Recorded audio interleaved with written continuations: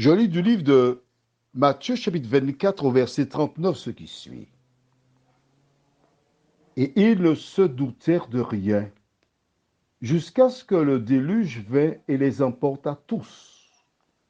Il en sera de même à l'avènement du Fils de l'homme.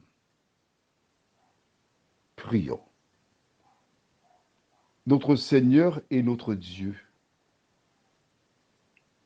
alors que nous étudions ta parole, nous ne la lisons pas, nous l'étudions. Tu nous donnes un nouvel élément qui nous explique les conditions du monde quand tu reviendras. Merci Seigneur de nous donner ces précisions, que ton esprit nous aide à comprendre. Au nom de Jésus et pour ta gloire éternelle. Amen. Je relis le verset 38.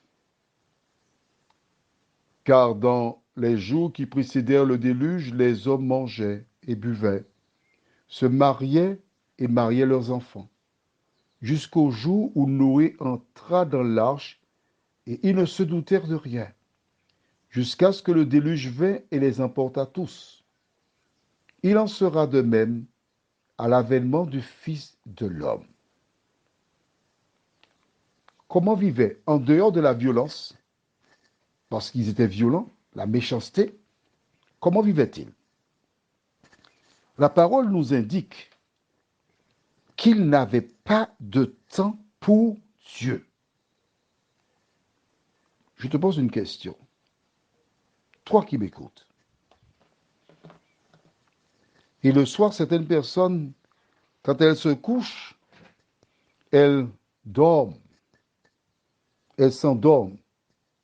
Selon un WhatsApp que j'ai reçu de quelqu'un, il m'a dit, c'est ton WhatsApp qui me permet de dormir. Bon, quand il m'a dit ça, comme c'est mon frère Jean, j'ai souri.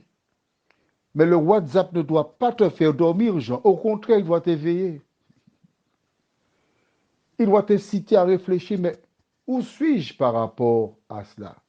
Mais ne t'en fais pas, Jean et moi, nous sommes jumeaux. Donc c'est bœuf bétier en canne bétier.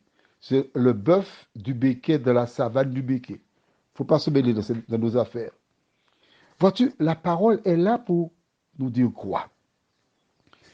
Les gens du temps de Noé, ils n'avaient pas de temps pour Dieu. Ils exaltaient le moi. Ils cherchaient à s'amuser. Ils inventaient de nouvelles propositions pour prendre du plaisir.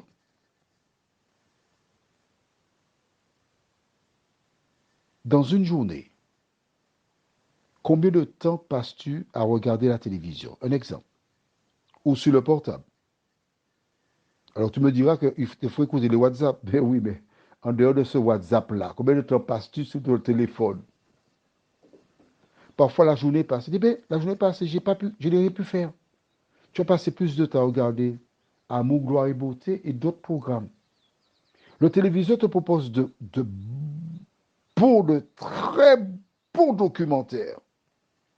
Et si je devais regarder les documentaires, je passerais mes journées entières à regarder la télévision. Sais-tu pourquoi? L'ennemi veut t'accaparer, te garder continuellement devant le téléviseur pour que tu négliges la lecture de la parole de Dieu. Je te suggère de faire un nouveau programme pour laisser de la place à Dieu dans tes journées. Ce n'est qu'ainsi que tu pourras grandir spirituellement. Regarde, tu regardes dans un film, il y a de la violence. Quand tu regardes la violence, ton cerveau, ton subconscient enregistre. Combien de films ou combien d'actes de violence tu vois dans un film? Ton cerveau enregistre tout cela. Les lits qui sont mis à rude épreuve, ton cerveau enregistre tout ça. Et quand tu te retrouves dans des conditions similaires de ce que tu as vu, tu te trouves à reproduire ce que tu as emmagasiné du petit écran. Un autre exemple, c'est la balance de la marchande. Il y a le poids, et puis de l'autre côté, on met la marchandise. La balance de gauche met l'équivalent du nombre d'heures que tu passes sur le plateau. Le temps que tu prends à écouter les WhatsApp ou à lire ta Bible, éventuellement, tu mets de l'autre côté du plateau. Où penchera la balance? Prions. Notre Seigneur et notre Dieu, beaucoup ont une balance qui penche du côté du plaisir, du côté des amusements, de la joie. C'est exactement la vie que menaient les gens du temps de Noé. Nous connaissons les conséquences, Seigneur. Merci pour ta parole. Merci pour tes bienfaits. Aide-nous, Seigneur, à revoir notre copie, à te réserver du temps, à connaître ta parole, parce que ce monde passe et sa convoitise aussi, mais celui qui fait ta volonté demeure éternellement.